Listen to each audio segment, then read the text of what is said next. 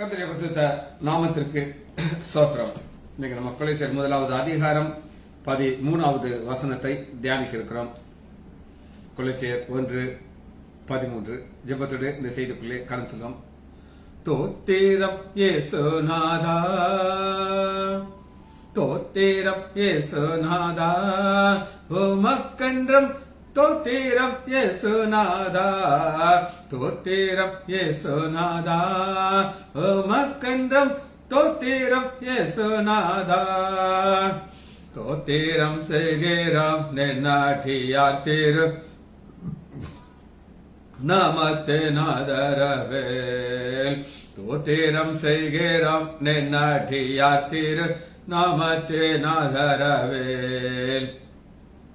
இன்றைக்கு நாமதிலும் ஒருமித்து கூடவும் நாமத்தினால், இன்றைக்கு நாமதிலும் ஒருமித்து கூடவும் நாமத்தினால். தந்தனின் கிருபைக்காய் உமக்கென்றும் தோத்திரம் தோத்திரமே, தந்தனின் கிருபைக்காய் உமக்கென்றும் தோத்திரம் தோத்திரமே. நின்னுதிரமதினால் திறந்த நின் ஜீவ புது வழியாம், நின்னுதிரமதினால் திறந்த நின் ஜீவ புது வழியாம். நின்னடியார்க்க பிதாவின் சன்னதி சேரவுமே சன்னதம், நின்னடியார்க்க பிதாவின் சன்னதி சேரவுமே சன்னதம்.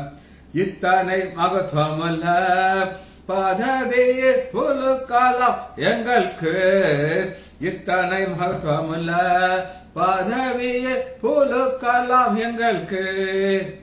எத்தனை தயவு நின் கிருபை எத்தனை ஆச்சரியம், எத்தனை தயவு நின் கிருபை எத்தனை ஆச்சரியம்.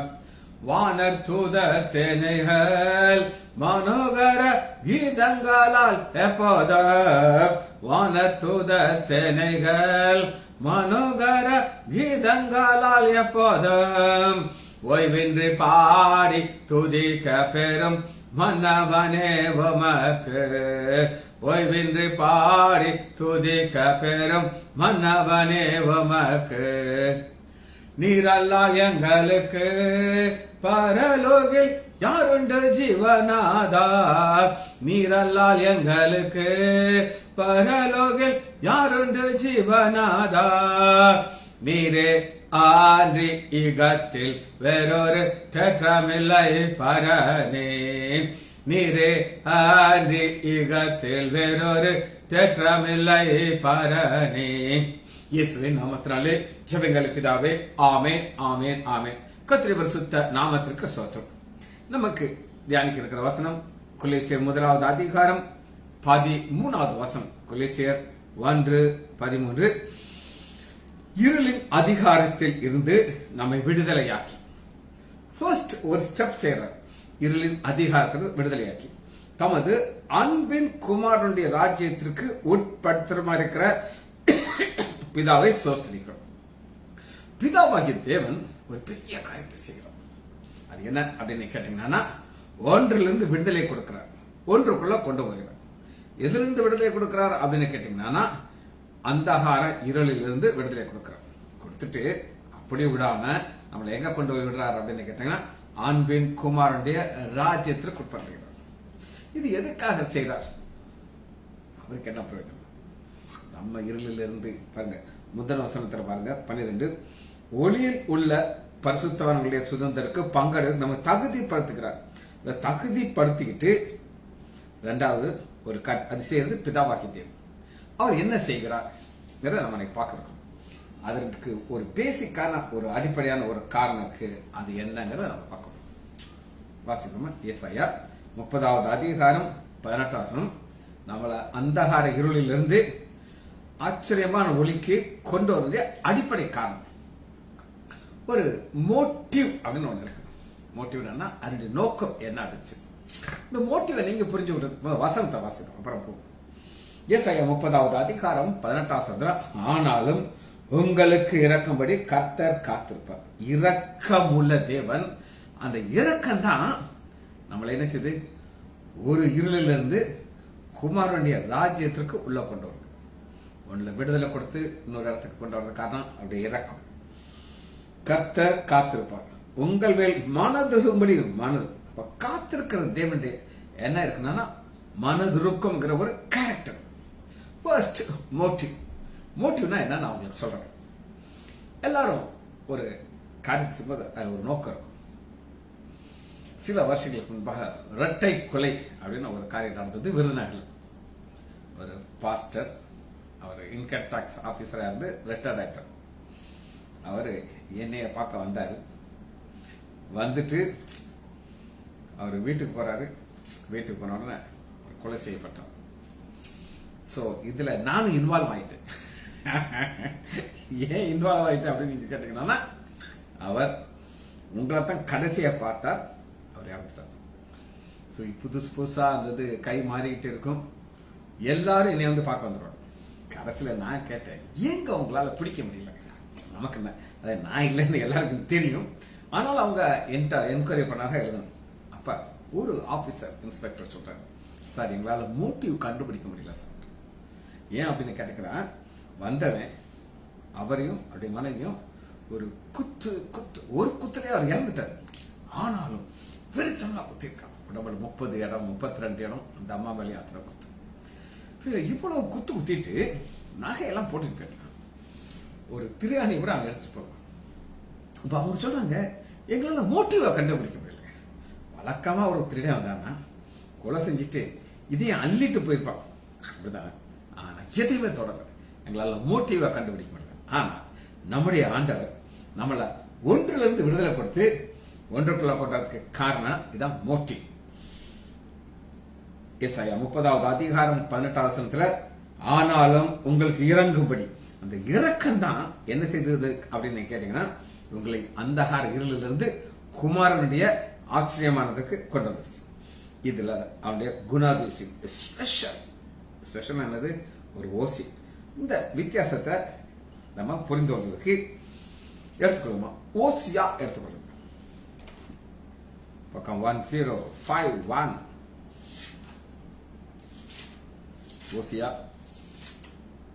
3வது அதிகாரம் 3வது வசனம். ஓசியா 3:3. அங்க கர்த்தர் காத்துக்கிட்டு இருக்கார். நம்மகிட்ட என்ன எதிர்பார்க்கிறார் அப்படின்னு கேட்டீங்கன்னா, 3 அநேக நாள் எனக்காக காத்திரு, உனக்காக நானும் காத்திருக்கேன். Waiting time. இந்த வெயிட்டிங் டைம் அப்படிங்கிறது ரொம்ப ரொம்ப ரொம்ப கஷ்டமானது. திரும்ப சொல்றேன், வெயிட்டிங் டைம் நமக்கு சடுதியாக நடக்கும். ஆண்டவர் செய்வார். செங்கடல் முன்னாடி ஒரு கோலை நீட்டாரு மோசே. உடனே ஆண்டவர் காத்து அனுப்புறாரு. ஸ்டெப் எல்லாம் கிடையாது. ஒரு சில ஸ்டெப் நடத்துவார். நாகமான் குஷ்டரோகி தண்ணியில முங்க சொல்லிட்டார். இவர் ஸ்டெப்பா நடக்கணும் எதிர்பார்த்தோம். எப்படிங்கிறத நான் உங்களுக்கு சொல்றேன். முங்கியாச்சா, முங்கிட்டு தடவை வெளியே வர்றாரு. நாகமான் என்ன நினைச்சுப்பாருன்னா, நைஸா கையை பார்த்துருப்பாரு. ஃபர்ஸ்ட்ல கையில ஒரு வேளை சேஞ்ச் ஆகும்ட்டு காலை பார்ப்பாரு. 2வது 3வது 4வது அப்புறம் அப்படியே அந்த வேலைக்காரனை பார்ப்பாரு. ஏன் வேலைக்காரே இங்க பாரு, நான் பேசாட்டு போறேன், நீ தானே நீ முங்க வச்ச மகனே. 7வது தடவை வந்து அடுத்த நான் ஒன்னே உள்ள முங்க வச்சிருக்கேன், காலியே பண்ணிடுவேன். அவன் அங்க உட்காந்து ஜெபம் பண்ணிட்டு இருப்பான். ஆண்டவரே 7 தடவை தான் ஆண்டவரே, இப்பயாவது நீங்க என்ன செய்ய ஒரு சுகத்தை கொடுத்துருங்க. அது ஸ்டெப் ஆகணும்னு நினைச்சாரு. அதை உடனே முடிச்சிச்சு. ஆனா இங்க ஓசியா 3வது அதிகாரம் 3வது வசனத்துல, அநேக நாள் எனக்காக காத்துறேன். டைம் லிமிட்ல ஆண்டவர் கொடுக்க மாட்டார். இத்தனாம் தேதி இப்படின்னு வச்சிருப்பார். ஆனா ஆண்டவர் ஒரு பிளான் வச்சிருப்பார். அந்த பிளானை டக்கு டக்கு டக்கு டக்கு என்ன செய்வார், கொண்டு போயிட்டு இருப்பார். தேவன் செய்கிற காரியம் அது அவருக்கு மாத்திரம் தான் தெரியும். சரி, எடுத்துக்கொள்ளுமா, சங்கீதம் எடுத்துக்கொள்ளுங்க. 102வது அதிகாரம், சங்கீதம் 102:12. இப்ப நம்ம என்ன தியானித்துக் கொண்டிருக்கிறோம் அப்படின்னு கேட்டீங்கன்னா, கொலைசீர்ல ஆண்டவர் நம்மள இருளிலிருந்து விடுதலை ஆக்குறாரு, குமாரனுடைய ராஜ்யத்துக்குள்ள கொண்டு போயிறாரு. அதற்கு என்ன காரணம் அப்படின்னு கேட்டீங்கன்னா அவருடைய இரக்கம். நம்ம மேல இறக்கிறதுனால அது அவசியம். ஆனா அடுத்து நம்ம பார்க்க போறோம் டைம் வச்சிருக்கிறோம், வெயிட்டிங் டைம். அநேக நாள் காத்துன்னு சொல்லி ஓசியாட்ட சொல்றாரு. ஆனா அந்த டைம் வந்த உடனே என்ன நடக்கும் அதான் பார்க்க போறோம். சங்கீதம் 102வது அதிகாரம் 13வது தேவரீர் எழுந்தள்ளி சீயோனுக்கு இறங்குவேன், அதற்கு தயவு செய்யும் காலமும் அதற்கு குறித்த நேரம் வந்தது. நம்முடைய ஊழியக்காரர் அந்த கல்கள் மேல் வாஞ்ச வைத்து இந்த மண்ணுக்காக பரிதவிக்கிறார். இந்த வசனத்தை உங்களுக்கு சரித்திரத்திலிருந்து நான் உங்களுக்கு சொல்ல போறேன். ஆண்டவர் செய்து முடித்த காரியம். இஸ்ரேல் தேசமே இல்லாம இருந்துச்சு. இல்லாம இருந்த இஸ்ரேல் தேசத்தை ஆண்டவர் உண்டு பண்ணுகிறார். அன்னைக்கு இஸ்ரேல் தேசம் பிறக்குது. பிறக்கிறதுக்கு முன்னாடி நடந்தது யுத்தத்தை நடத்துறாங்க ஆண்டவர். இந்த யுத்தத்துல இந்த இஸ்ரேலுடைய ராணுவத்துல இருந்து அவங்க அந்த பிளேன்ல இருந்து அப்படியே பாராஷூட்ல அப்படியே கீழே இறங்குறாங்க. கீழே இறங்கி முதல் முறையாக, நல்லா கேட்டுப்பாங்க, முதல் முறையாக அவருடைய கால்கள் அந்த இஸ்ரேல் தேசத்து மேல அப்படி படுது. பட்ட உடனே அந்த கற்களை இருக்கிறாங்க. இந்த வசனத்தை சொல்றாங்க. என்ன சொல்றாங்க அப்படின்னு கேட்டீங்கன்னா சங்கீதம் 101வது அதிகாரம் 13வது வசனம், தேவரில் எழுந்தள்ளி சீயோனுக்கு இறங்குவீர். ஏன்னா நாங்க வந்தாச்சு, மண்ணை நாங்க தொட்டுட்டோம், கல்லை எடுத்தாச்சு, இப்ப நீங்க சீயோனுக்கு. அன்னைக்கு இந்த சீயோனுங்கிற ஒரு இயக்கத்தை கொண்டதார் ஆண்டவர். கொண்டது இன்னைக்கு அது ஒரு பெரிய ஒரு பேரரசா உண்டு பண்ணுகிறார். எல்லாரும் நினைக்கிறாங்க, காத்துட்டு இருக்காங்க. இதுக்கு காரணம் என்ன அப்படின்னு கேட்டீங்கன்னா வசனத்துல தான் நம்ம போயிடும். ஏசாயா 30வது அதிகாரம் 12, ஆனாலும் உங்களுக்கு, யாருங்க உங்களுக்கு? குலைசல பார்த்தோம், அந்த இருளில் இருக்கிறோம், ஆனா ஆச்சரியமான ஒளிக்கு நம்மளை கொண்டு வருகிறோம்.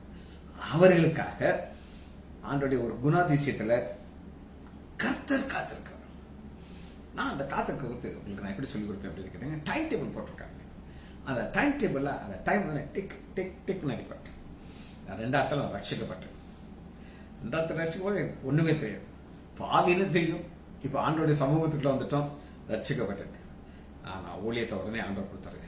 2007 என்னுடைய மகளுக்கு திருமணம் ஆச்சு. 2007 7 ஒரு பூர்ணமான நம்பர். தூத்துக்குடியில என் மகளுக்கு திருமணம் ஆச்சு. இப்ப இந்த வருஷம் என் பேரன் +2 கொடுப்பாங்க. எப்படி ஆண்டவர் டைம் வச்சிருக்காரு, அந்த டைம் படி தான் சார். உங்கள் மேல் மனதுருகும்படி இருந்துட்டோம். உங்கள் மேல் மனதுருகும்படி சொல்லிட்டு கர்த்தர் நீதி செய்கிற தேவன், அவருக்கு காத்திருக்கிற அனைவரும். என்னுடைய அனுபவம் உங்களுக்கு வரும். காரணம் நம்முடைய ஆண்டவராக இயேசு கிறிஸ்து எல்லாவற்றையும் சகலத்தையும் அதன் காலத்துல நேர்த்தியா செய்வார். சரி, இப்ப அந்த மக்கள் எப்படி இருப்பாங்க, அவருடைய வாழ்க்கை எப்படி இருக்கும் அப்படின்னு நீங்க கேட்டீங்கன்னா வாசிப்போமா. சங்கீதம் 1 அதிகாரத்துக்கு வருவோம். அவங்களுடைய வாழ்க்கை எப்படி இருக்கும்னு சொல்லி ஆண்டவர் தெளிவாக சொல்கிறார். வாசிப்போமா. சங்கீதம் 1வது அதிகாரம்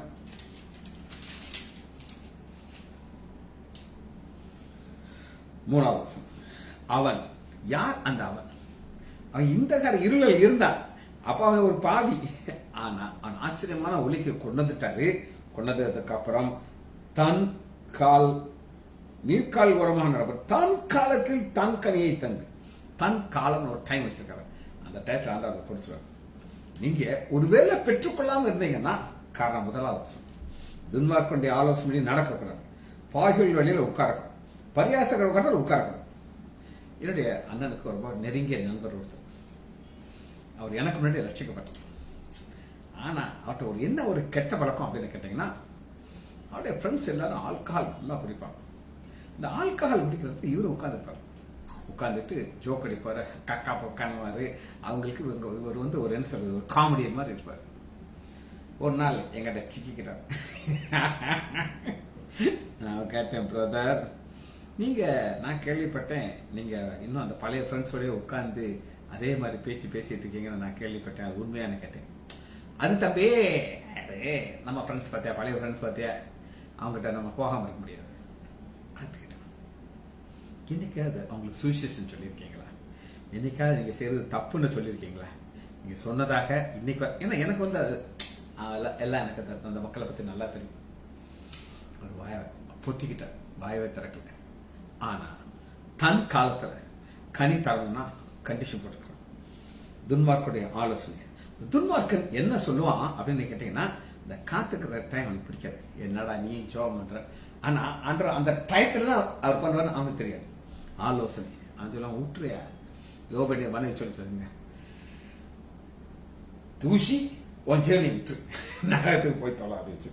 பாவிகளுடைய வழியிலே நில்லாமல், இந்த பாவிகளுடைய வழியில நீங்க நின்னீங்கன்னா அவன் நேரம் கூட்டிட்டு போயிடும். பல வருஷத்துக்கு முன்னாடி எங்க ப்ரேயர் ஹால், இப்போதான் இந்த கொரோனாக்கு அப்புறம் நான் நெட்ல தான் பேசுறேன். ஞாயிற்றுக்கிழமை ஒரு ஸ்டடி இருக்கு. அந்த நேரத்தில் ஒரு வாலிப பெண் தீவிரமா பைபிள் வசனம் வாசிப்பா, எல்லாம் செய்வான். ஆனா ஒரு நாள் மேட்னிக்கு ஒரு பொண்ணு இவ்வளவு கூட்டிட்டு போயிட்டான். மேட்னி பாக்குறது தப்பா ரைட்டா நாங்க ஆர்கியூ பண்ண வரல. ஆனா வந்ததுல இருந்து அவ ப்ரேயருக்கு வர மாட்டான். ஏன்னா அவ அப்படியே கூட்டிட்டு போயிட்டான். பரியசக்கரர் உட்கார்ந்த இடத்துல உட்காராமல் கர்த்தருடைய வேதத்தில் பிரியமா இருந்து இரவும் பகலும் அந்த வேதத்தை தியானிக்கிற மனுஷன். நீங்க வாசிப்பீங்க, வாசிக்கணும், ஆனா நீங்க என்ன சொன்னா தியானிக்கணும். சரி, இப்ப நம்ம வெயிட்டிங் டயத்தை நம்ம பார்க்க போறோம்.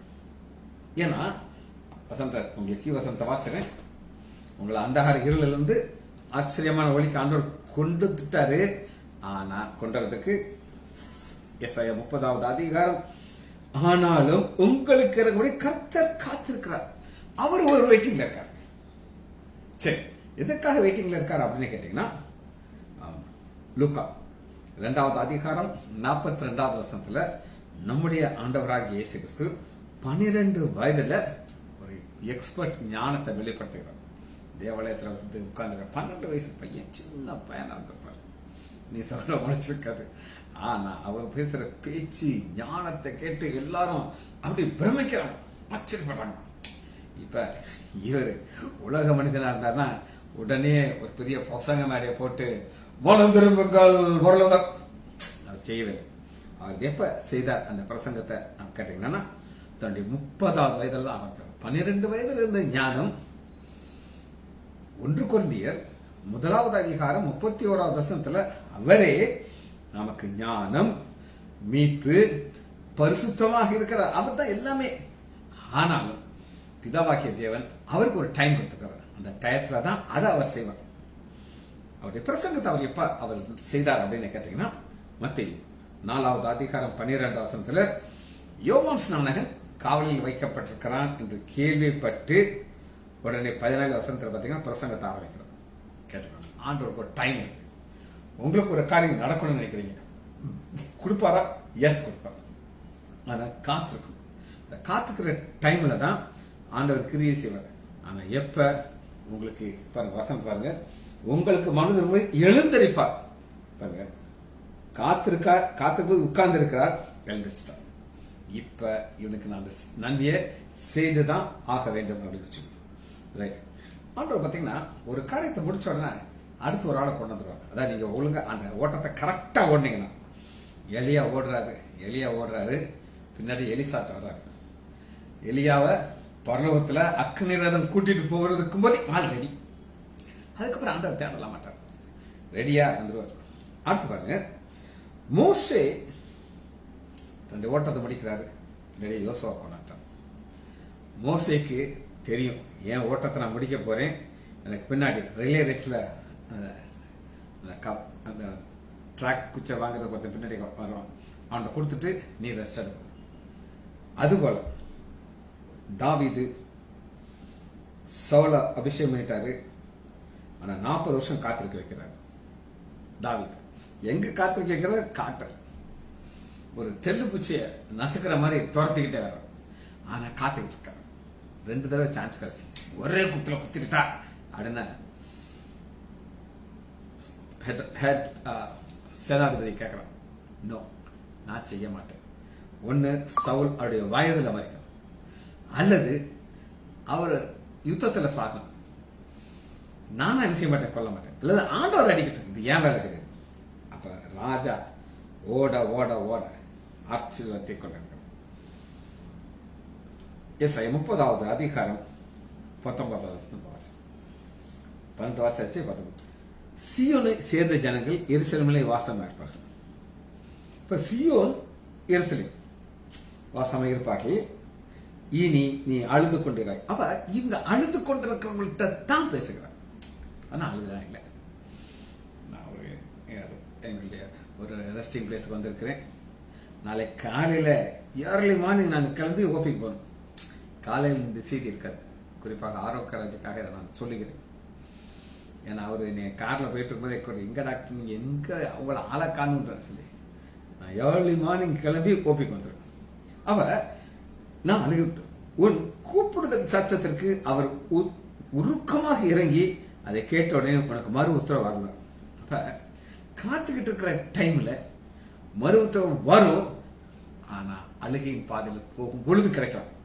அடுத்து பாருங்க 20 வசனத்துல உன் போதகரை உன் கண்கள் போதகர்களை காணும். போதகர் ஆவியானவர். நான் போதகரா? எஸ். ஆனா நான் மட்டும் போதகரா இல்ல, ஆவியானவர் என் மூலமாக பேசினா தான் அது பாருங்க. ஆவியானவர் என்ன சொல்ல விரும்புகிறார் அப்படின்னு உங்கள்கிட்ட கேட்டீங்கன்னா, கொலோசியர் 1வது அதிகாரம் 13வது இருளின் அதிகாரத்தில் நம்ம விடுதலை. இருளின் அதிகாரத்தில் இருக்கும்போது அழுது கொண்டிருப்பான். வெளியில வந்தாச்சு, ஆனாலும் ஒரு டைம் ஆகும். அது என்னன்னா ஒளியில் உள்ள பரிசுத்தவான்களைய பங்கடைவதற்கு தகுதிப்படுத்துறதுக்கு அந்த நேரத்தில் தான் 21 வசனம் நீங்கள் வலதுபுறம் சாய்ந்தது இடதுபுறம் சாய்ந்தது உங்களுக்கு பின்பாக ஒரு கூப்பிடுகிற குரலை நீங்க கேட்பீங்க. கேட்டு இந்த பாதையின் வழியாக தான் நான் போகணும். இந்த பாதையில போகும்போது ஆண்டவர் அந்த சத்தத்திற்கு மறு உத்தரவு கொடுப்பார். அவர் வெயிட் பண்ணுவாரு, ஆனா வெயிட் பண்ணிக்கொண்டே இருக்க மாட்டார். சரி, ஆதியாகமம் எடுத்துக்கொள்வோம். 37வது அதிகாரம் எடுத்துக்கொள்வோம். ஆதியாகமம் 37வது அதிகாரம் 24வது வசனம்.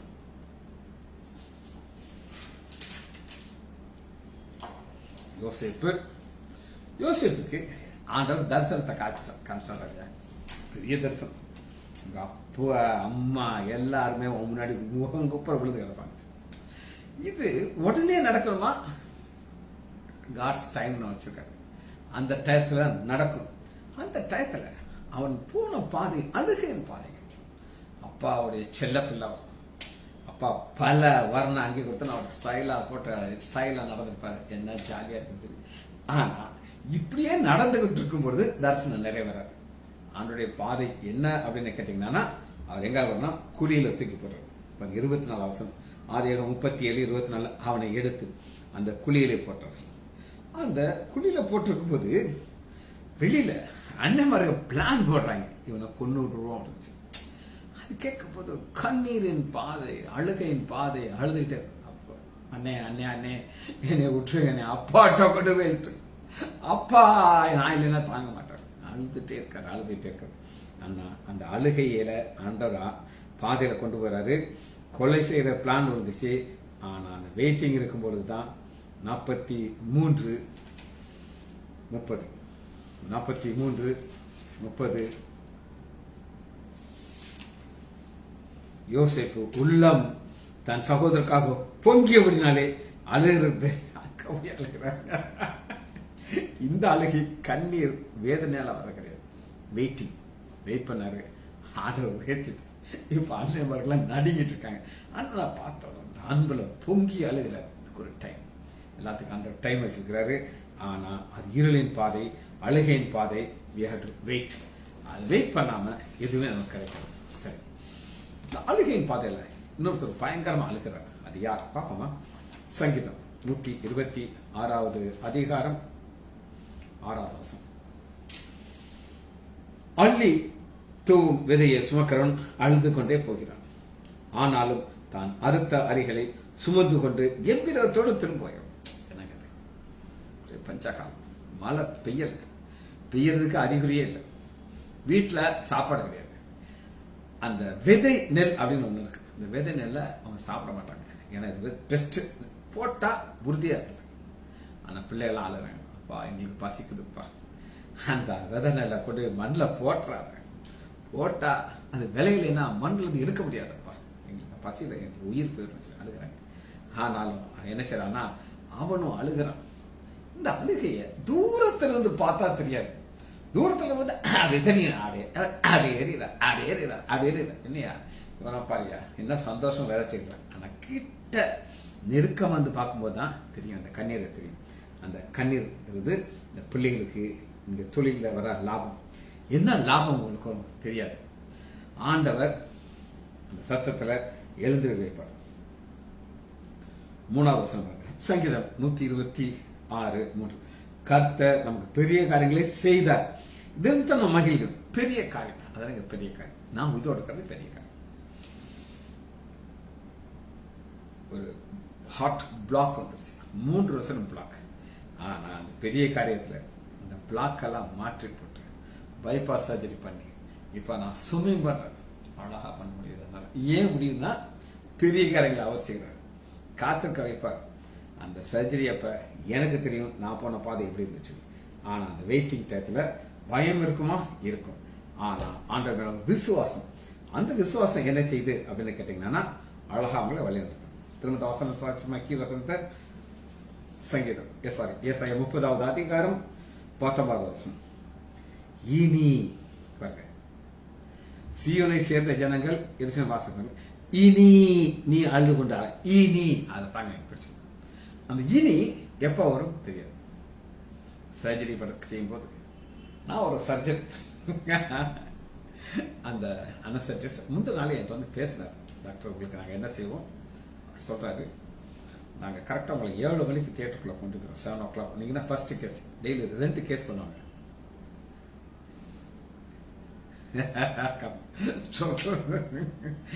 கர்த்தர் நல்லவர். நீங்க அவனை பார்த்தானா ஆரோக்கியராஜை பார்த்தா ஸ்ட்ரோக் வந்து பேசணுமே பார்க்க முடியாது. அப்ப ஒரு ஸ்டேஜில் காலையில என்னை 7 மணிக்கு சர்ஜரி கூட்டுவாங்க.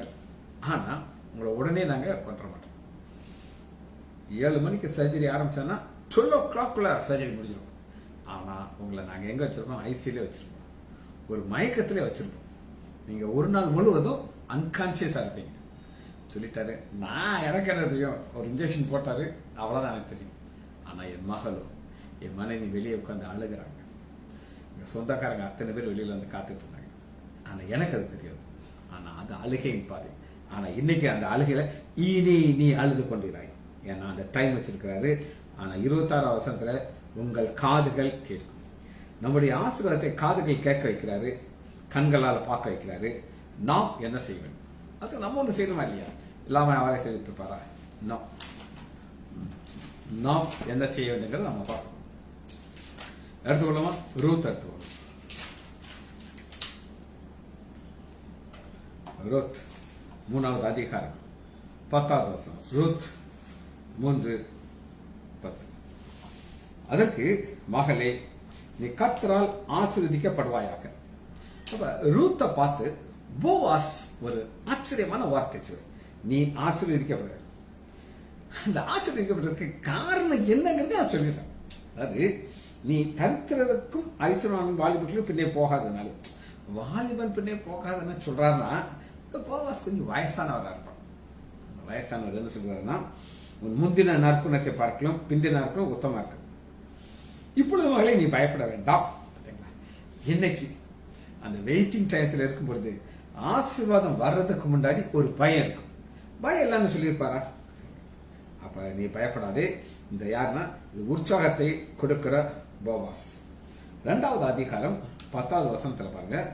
அதற்கு அவள் தரையிலே முகம் அவளுக்கு வணங்கி, நான் அந்நிய தேசத்தினா இருக்க நீ விசாரிக்கும்படி எனக்கு உங்களுடைய கண்களே தயவு. அப்ப ஒரு கண்களில் தயவு கிடைக்கும். அது எப்ப கிடைக்கும்னா வெயிட்டிங் டைம். அது அழுகையின் டைமா இருக்கும். அந்த டைம் எப்படி இருக்குங்கிறது நமக்கு தெரியாது. ஆனா அந்த டயத்துல போகும்போது ஒரு அழுகை இருக்கும்.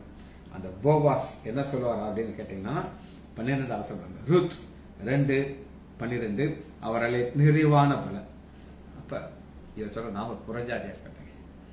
ஆனா எனக்கு ஆண்டவர் மேல விசுவாசம் இருக்கு. மாமி சொல்லிச்சு போ அப்படின்னு. உங்களுடைய தேவன் என்னுடைய தேவன், நீ எங்க மறிக்கல அங்கதான் நான் இருக்கேன். அப்ப அந்த காத்திருக்கிற டயத்துல ஆண்டவர் தயவு, கண்களை தயவு கிடைக்க செய்கிறார். தயவு கிடைக்கும் போது நிறைவான வாசிக்குமா 2வது அதிகாரம் 17வது. அப்படியே அவர் சாயங்காலம் மட்டும் வயலிலே கதிர் பொறிக்கிறார். கதிர்னா சின்ன கொஞ்சம் ஒவ்வொரு கீழே விழுந்து இருக்கும். அதாவது அங்க அடிச்சிடும், அது கீழே விழுது. அதை கொஞ்சம் கொஞ்சமா எடுத்துட்டு இருக்காங்க. ஆண்டவர் நிறைவான பலன் அவனுக்கு தருவீங்கிறாரு. ஆனா ஆண்டவர் கொஞ்சம் தான் கிடைக்கும். அந்த கொஞ்சங்கிறது என்னன்னா, அவனை ஆசீர்வதிக்க தொடங்கிட்டேன். இனி அடுத்த ஸ்டெப் எங்க இருக்கும் அப்படின்னா நிறைவான பலன். பாருங்க 16 வசனத்தை பாருங்க.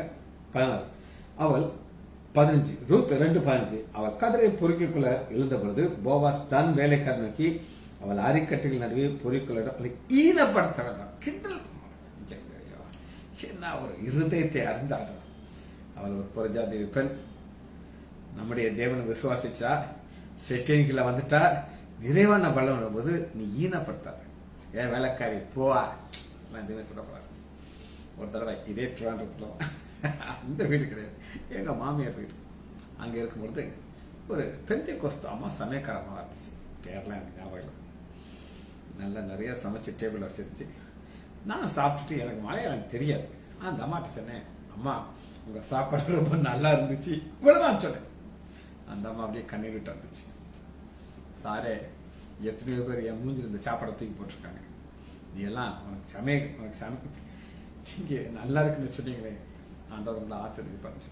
ஒரே ஒரு வார்த்தை, a word of appreciation. அது ஈனப்படுத்துறவங்க சத்தத்தை கேட்டு கேட்டு கேட்டு என்னுடைய வார்த்தை வரும்போது அவங்களுக்கு அப்படி ஒரு அப்ப ஆண்டவர் சொல்றாரு 16 வசனம். இன்னும் என்ன ஒரு அருமையான வசனம் பாருங்க. அவள் பொறுக்கிக் கொள்ளும்படி அவளுக்காக அறிகிற சிந்த விடு. அதான் சிந்தது இல்ல, நீ கொஞ்சம் சிந்த விடு. எல்லா எஜமான நினைச்சாங்க, என்னடா என்னை பிச்சைக்காரன் ஆக்கிற இந்த மாதிரி நீ பண்ணினேன்னா, நான் நம்முடைய ஆண்டவர் அந்த நிறைவான பலன் பெறதுக்கு கொஞ்சம் சிந்த விடுறது. சிந்த விடும் பொழுது காரணம் ஆண்டவர் ஒரு பாதையின் வழியாக கொண்டு போயிடும். அதனால என்ன கிடைச்சது, 3வது அதிகாரம் 15 வசனத்துல அவளை நோக்கி நீ போர்த்தி கொள்ள போர்வையை பிடித்து விடு.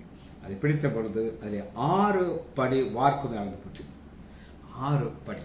அப்ப ஆரம்பத்துல கொஞ்சம் கொஞ்சமா ஆசிரியம் கிடைக்குது. அவரும் பெரிய ஆசிரியத்தை வச்சிருக்காரு. ஆனா நம்ம என்ன சொன்னா, வெயிட். அப்ப 3வது அதிகாரம் 17 வசனத்தில் ஆண்டவர் என்ன சொல்கிறார் அப்படின்னு கேட்டீங்கன்னா, நீ உன் மாமியாருக்கு வெறுமையாக போக வேண்டாம் என்று சொல்லி. வெறுமை நம்மளுடைய வாழ்க்கையில வெறுமை வருமா? எஸ் வரும்.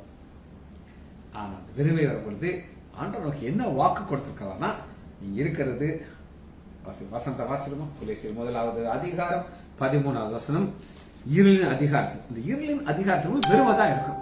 ஆனா நம்ம இருளின் அந்த அதிகாரத்தில் இருந்தாலும் நம்மை விடுதலையாக்கி தமது அன்பின் குமாரனுடைய ராஜ்யத்தில் உட்படுத்துகிற பிதாவை, அந்த பிதாவுடைய செட்டை நிழலுக்குள்ள வந்த ரூத் நிறைவான பலனை கொண்டு வருவதற்கு மாமிக்கு ஆசீர்வதிக்கிறார். மாமிக்கு எப்படி ஆசீர்வதிக்கிறார் பாருங்க. ரூத் 3வது அதிகாரம், நீ உன் மாமியை வெறுமையாக போக வேண்டாம் என்று 6 படி வார்க்கமை கொடுக்கிறார். 6 படி வார்க்கமை கொடுத்துட்டு அடுத்து என்ன செய்யறாரு அப்படின்னு கேட்டீங்கன்னா, 4வது அதிகாரம் வரை போவாஸ் பட்டண வாசலில் உட்கார்ந்து இருந்தார். அங்க எதுக்காக உட்கார்றார் அப்படின்னு கேட்டீங்கன்னா, ஒரு நிறைவான பலன். இது வர ரூத் புறஜாதியா இருப்பேன் அவளே சொல்றாங்க, நான் அந்நிய தேசத்தா இருக்கு. 2வது அதிகாரம் 10வது வசனம், அந்த அந்நிய தேசத்து பெண்ண இஸ்ரேல் தேசத்து பெண்ணா மாற்றப்படுறாரு. அதுக்காண்டி எங்க வந்தாரு? பட்டண வாசல். எல்லாரும் கேட்டுப்பாங்க, முதலாளி அங்க வயல் அறுத்துக்கிட்டு இருக்கு, நீங்க எங்க? ஆட வயல் அது இருக்கட்டும், அது வரைக்கும் இருக்கட்டும். ஆனா இந்த வயலுக்கு ஒரு எஜமாட்டியை நான் கொண்டு வர போகிறேன், என் மனைவியைக்காக இங்க நான் வந்திருக்கிறேன் அப்படின்னு சொல்லி விடிய காலையில் வந்துட்டார். முதல் வசனத்துல முதல் அதிகாரத்துல ரூத் புறஜாதியா இருக்கு. 2வது அதிகாரத்துல வயல் அறுக்கிறவர் கிடையாது, பொறுக்கிறவர். பொறுக்கிறது ரொம்ப கஷ்டமான காரியம். 3வது அதிகாரத்துல அவ பாதத்திட்ட வந்துட்டான். பாதத்திட்ட வந்தோடனே நைட்ல பாதத்துக்கு வர்றான். விடியற் காலத்துல ஆக்ஷனுக்கு போயிறாரு போவாஸ். போவாஸ் போய் என்ன செய்யறான்? 4வது அதிகாரத்துல மணவாட்டி தாயாக மாறினார். இது எல்லாமே செய்தது அந்த தேவன். அந்த தேவன் இப்ப நமக்கு என்ன செய்யறாரு மட்டும் பார்க்க. இந்த செய்தி மாதிரி கொலேசியர் 1வது அதிகாரம் 13வது வசனம், இருளின் அதிகாரத்தில் இருந்து, இருளின் அதிகாரம் என்ன செய்யும்? வெறுமையாக்கும், கண்ணீர் விட்டு அள வைக்கும், எல்லாமே காலின்றான். ஆனா நம்மை விடுதலையாக்கி தமது அன்பின் குமாரனுடைய ராஜ்யத்துக்கு உட்படுத்துகிற பிதாவே சோத்திருக்கிறோம். வச்சு படிப்போம். மகா இரக்கமும் கருணை உள்ள பிதாவே துதிக்கிறோம் ஐயா. அங்க செல்ல வேண்டிய பாதை உண்டு. அது கண்ணீரின் பாதையாக இருக்கலாம், இருளின் பாதையாக இருக்கலாம். ஆனாலும் நாங்கள் விசுவாசிக்கிற எங்கள் தேவன் நிறைவான பலனை கொண்டதற்கு, குமாரனுடைய ராஜ்யத்திற்கு உட்படுத்தினதுக்காக நன்றி. பிள்ளைகள் ஒவ்வொருவரையும் என் ஆண்டவராகிய இயேசு கிறிஸ்துவின் நாமத்தினாலே ஆசீர்வதிக்கிறேன். இயேசுவின் நாமத்தினாலே ஜெபங்கள் பிதாவே. ஆமேன், ஆமேன், ஆமேன்.